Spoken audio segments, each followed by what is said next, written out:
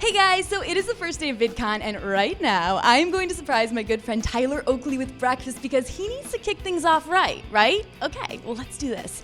He has no idea I'm coming. I'm gonna surprise him, so I'm not really sure how I'm supposed to knock here because I got a mic, I got food, but let's do this. Ready? He's gonna be surprised. Surprise! I hope you're hungry. I actually am. I brought you breakfast.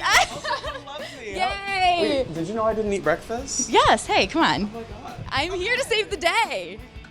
Hey guys, I'm kicking off VidCon right with one of my very favorites, Tyler Oakley. Hi. Hi. Oh my god, wait, come love me. Wait, let's hug again. This queen surprised me this morning with breakfast, Wait, and I've never been happier. I feel like we need to cheers the egg bite, right?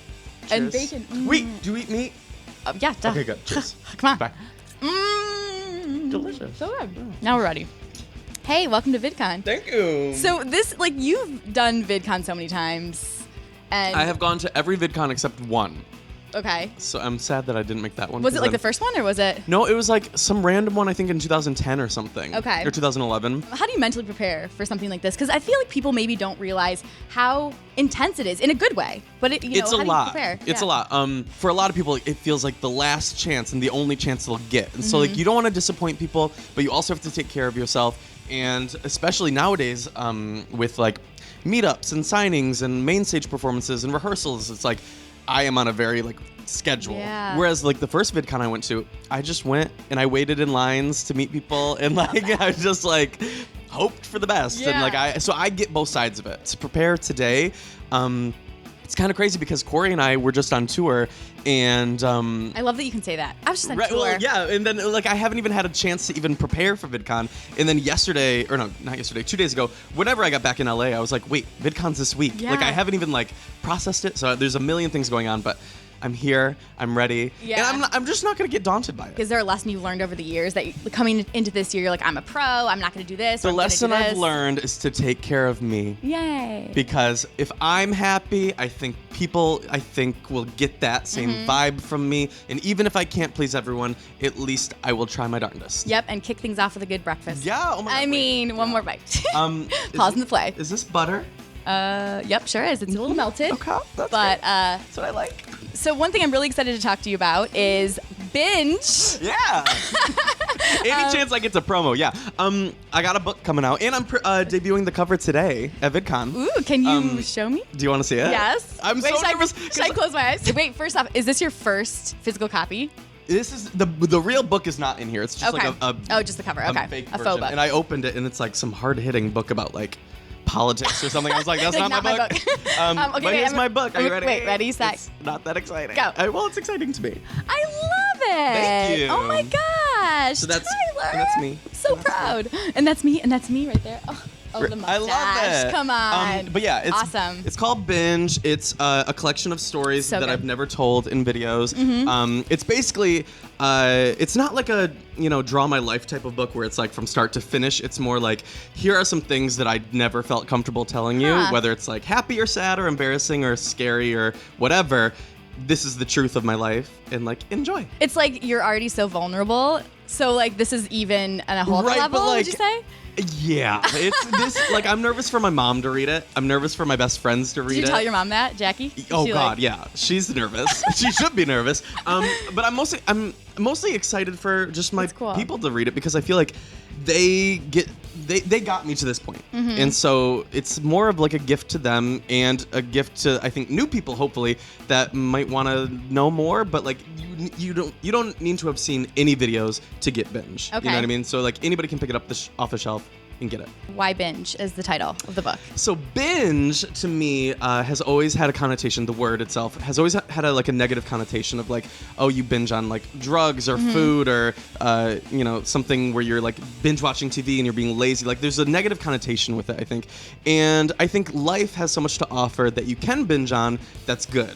And whether it's relationships or families or experiences or love or whatever, to me, Binge is a collection of stories of times that I've indulged in my life and what I've learned from indulging, whether it was good or bad. Can you hint kind of a story that's in there or maybe something, tease something to get people excited? Oh, Oh God. As if they're not already. I mean, I talk about everything, but there's a lot about relationships and boyfriends, and I've never talked about boyfriends in videos ever. So I talk about that. Names? Do you name names? Are you Taylor Swift? Girl, I name names. Are you kidding me? Yes. Nobody's safe. I love it. My legal team was like, ugh. But I was like, don't worry about it. Hey, putting it all out there. I talk a lot about like celebrity interactions, Hollywood culture, because I feel like a lot of my people, they see the cool things that we get to do. Like you get to do amazing things, but like I'm sure you have a million behind the scenes stories. So I put a lot of those in there. And that they're not always as glamorous as everyone thinks. Right. A lot of stuff that may have happened along my career that I haven't explained, whether it's like coming out or I don't know. Like there's a million things in the book, but I'm really happy with it.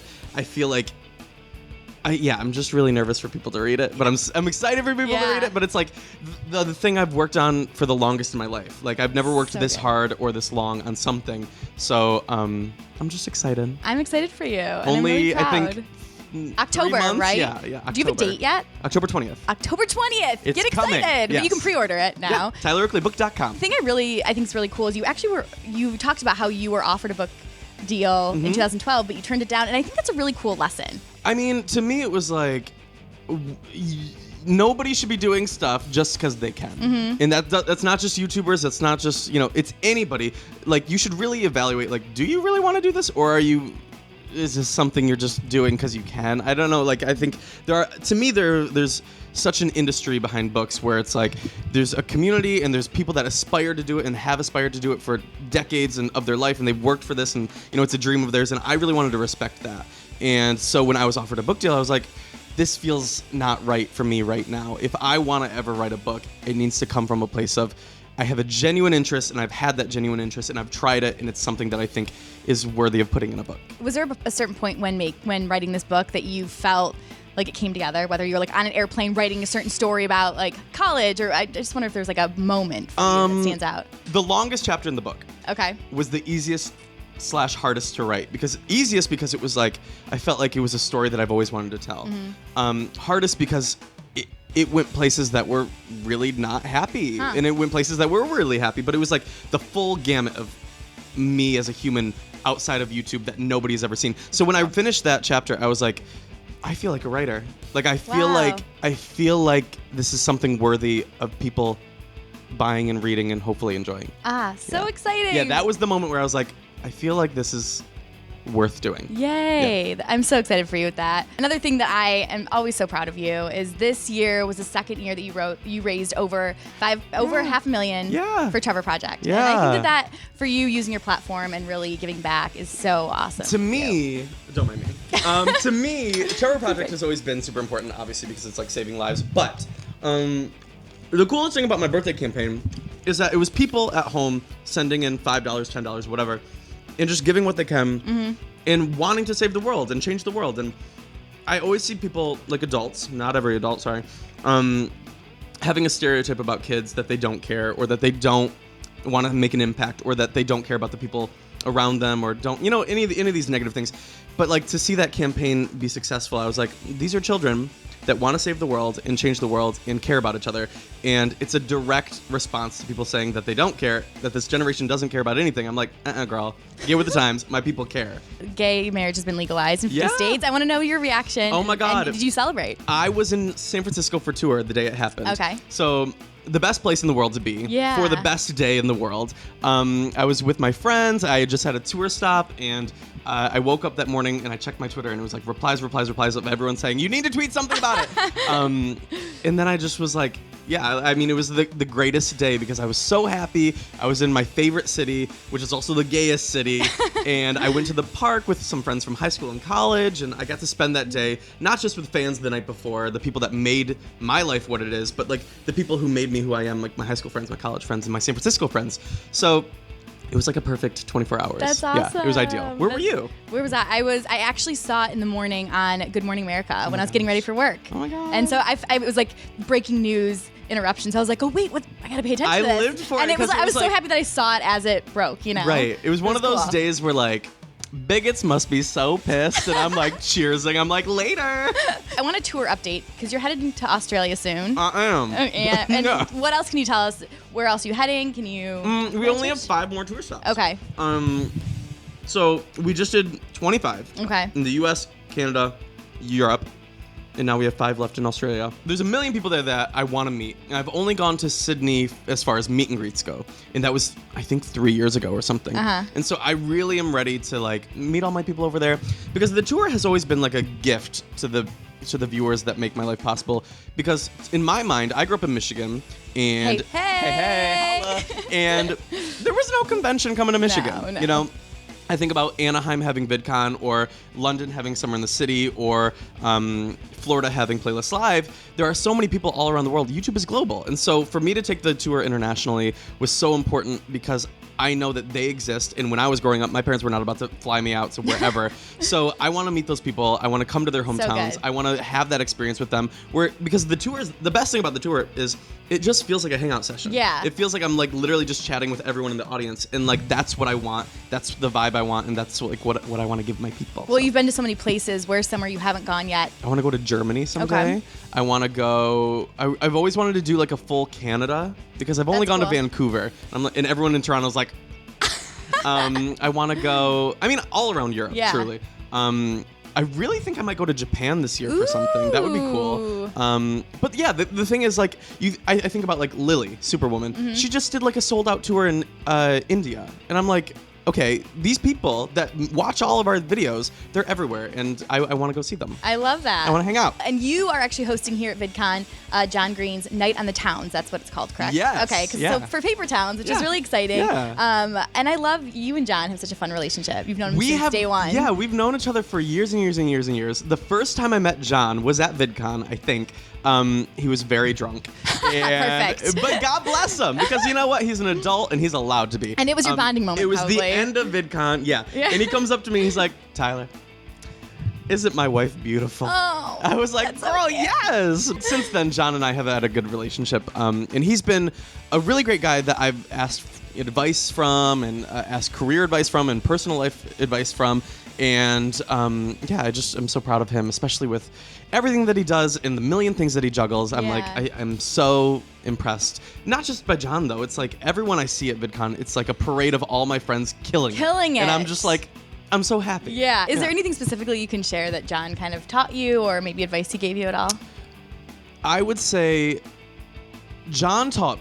one thing John taught me was to take time for me. Yeah. Because I remember once I was so stressed out, and I was like, we were Skyping, and I was like, girl, everything is so much, and there's never a minute off, because there's no downtime, there's no like off season, and he's like, you need to make your own off season. You need to take your own time, because if you can't deliver your best self, then like what's the point of delivering anything? What's next on your list of things to do? What am I going to be talking about with you next year? Next year we'll be talking. What will we be talking about? Oh, girl, I got so much. But like, what's something that you've always wanted to do? Maybe it's not even in the works yet. Something that you feel like, you know what? I'm gonna act in a movie. John Green, look out! I'm gonna star in your next film. No, I will not be doing that. Well, I never say never.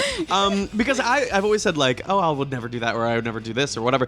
But like then things happen, and I'm like, oh, maybe I will. So I'm a firm believer of never say never. But I don't know. There's fun stuff coming. I will say, the rest of 2015 is the craziest adventure I'm about to take my people on. I'm excited, and everyone's excited, Tyler. Thank you. You're the best. You're the best. Hey, thanks for inviting me into your hotel room. Thank you for the food. To eat Okay, some let's breakfast. eat. We're gonna finish eating. Talk. We need to eat. We need to eat. And really catch up. I'll give you the juice. Yep. Hey, let's eat some food, and we'll see you guys later. Bye, y'all.